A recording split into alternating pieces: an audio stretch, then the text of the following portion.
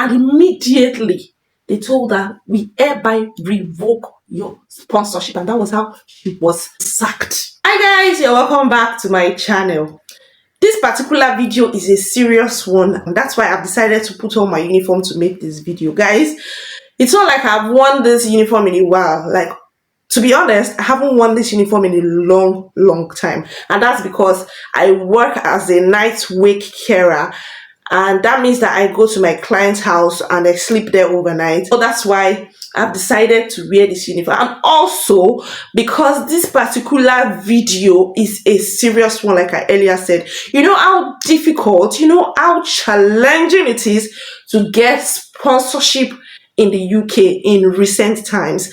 Now imagine somebody that is probably a student, or maybe the spouse is a student, and fortunately for the other person, the person landed a sponsored job, or let me just say landed a care job with sponsorship. You know, all thanks to God, everybody's gonna be happy. And after a while, the person loses this sponsorship, and then you start the cycle again. You know how painful that can be. That's why in this video I'm going to discuss some things that as carers you should never do.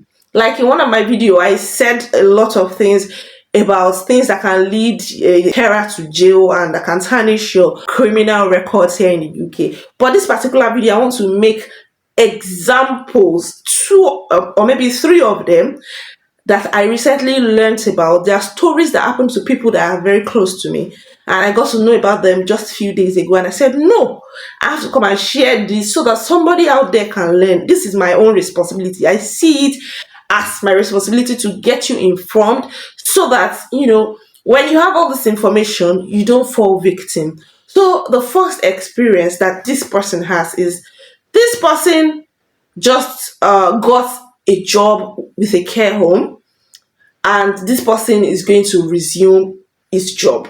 Let's assume this person is a man and his name is Mr. Hay. So Mr. Hay is going to be resuming at a care home. And if you have worked in a care home, or if you haven't, let me just quickly describe it.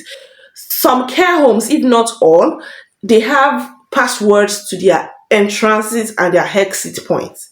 So for the doors, you have passwords, and all of the staff will, you know, have this password, so that when you are resuming duty, you press in the password and the door opens. When you are, you know, leaving work, at the close of work, you press the password, the door opens, and you leave. And then the service users they're not even supposed to know these passwords, especially in care homes where you have people with dementia, people with mental disorders, people who have tendencies of, you know, wanting to abscond. Like I shared in one of my interview questions as a support worker, that some of the service users tend to want to run away from the homes.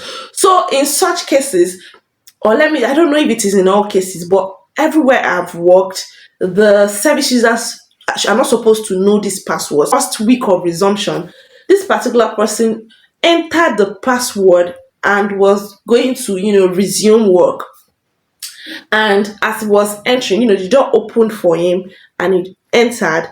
And at the same time, he met another good-looking, well-dressed man or woman that was also leaving the care home at the same time as he was entering. Are you getting my gist? So he pressed the passwords, the door opens, he goes inside, and at the same time another person goes outside. He doesn't know the identity of this person. It could have been a relative of the service user. He wouldn't have known. He's new to the care home. He probably does not know who is who in the home. So by the time he got in, that was when he realized that a service user had just left. Like, they started looking for a service user, and that happened to be the person that went out the moment he was going in. Like, how was he supposed to know? So it was alleged to have allowed a service user escape from the home. And they gave him two options. They gave Mr. Hay the option of either releasing himself to the police, surrendering himself to the police as the person that has let a service user escape on the street, or they are going to revoke his sponsorship. And that means he's going to automatically be discharged from the job, he's going to lose his job, and that's the end of the sponsorship. So for this person, he had to go with the latter option of losing his sponsorship.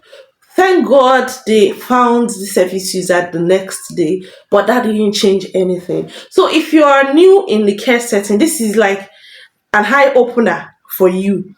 When you have this password, please be mindful of who enters or who goes out when you are going in, or maybe when you're going out, because it could be a service user, and then you're going to be blamed for it if anything goes wrong because you actually imputed the password. So now the second experience is this person was on tier 4 visa, a student visa. Obviously the husband was studying, and automatically as a dependent you also got some time to spend in the UK. So the wife was lucky enough to land a care job, and this care job came with sponsorship. And again, everybody in the family was really glad that at least after school we don't have to start looking for money for post work study work visa and all of that. So what happened next would surprise you. This person must have done interview, this person must have passed interview. They must have seen that, oh, this particular carer is qualified to be employed. And now what happens next was this carer found a service user lying on the floor in his room.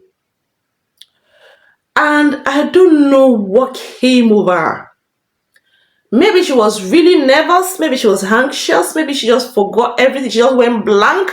And the next thing she did was to try to help the service user get back up. And unfortunately for her, the manager was actually looking at the CCTV footage at that particular time.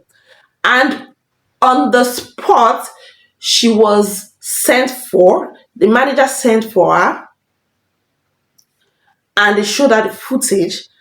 And immediately they told her, we hereby revoke your sponsorship. And that was how she was, sacked.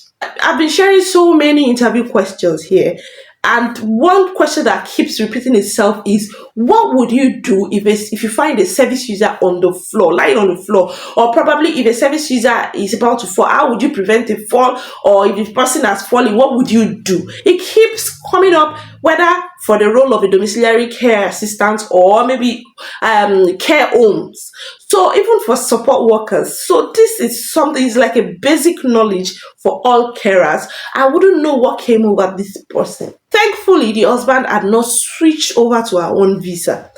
And imagine if the husband had switched over to her visa, what would have happened?